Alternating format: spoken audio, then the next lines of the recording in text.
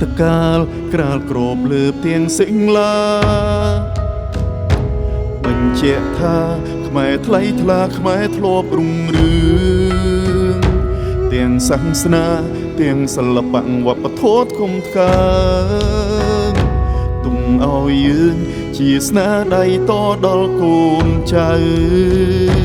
ខ្មែរទុនភ្លុនមិនទុនជាចេះជួយគ្នាទួងសាំងណាយកអាសាដូចបងប្អូនស្រឡាញ់គ្នារាប់អានគ្នាចេះអត់អោនយើងប្រឹងសាងខ្លួនសាងជាតិឲ្យមុនខ្មែរល្បាញល្បីយើងពួតដៃគ្នាពុះពៀរួមគ្នាទៅមុខយើងរួមទាំងសុខរួមទាំងទុក្ខជាមួយគ្នាគង់បីគ្រាណាសន្យាថាមិនចោលគ្នាសាងកម្ពុជាឲ្យអង្គចាដូចមហានគរអូ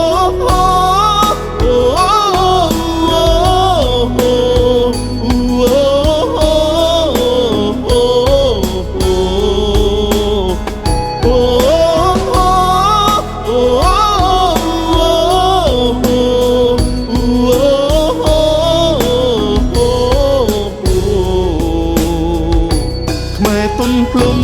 មិនទុនជ្រាយចេញជួយគ្នា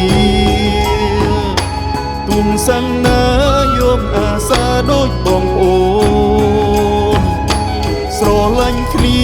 រាប់អានគ្នាចេះអត់អោនយើងប្រឹងសាងខ្លួនសាងជាតិឲ្យមុនខ្មែរល្បាញល្បីយើងពួតដៃគ្នាពុះពៀរួមគ្នាទៅមុខយើងរួមទាំងសុខរួមទាំងទុក្ខជាមួយគ្នាគង់បីគ្រាណាសន្យាថាមិនចោ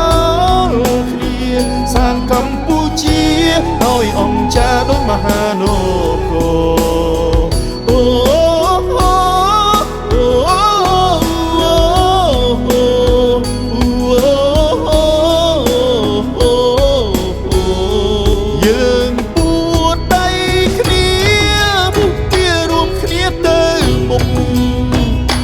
យើងរួមសុខយើងរួមទុក្ខជាមួយគ្នាទុំបីគ្រាណាសន្យាថាមិនចោលគ្នា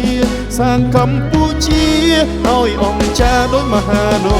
គរសាងកម្ពុជាឲ្យអង្គចាដូចមហា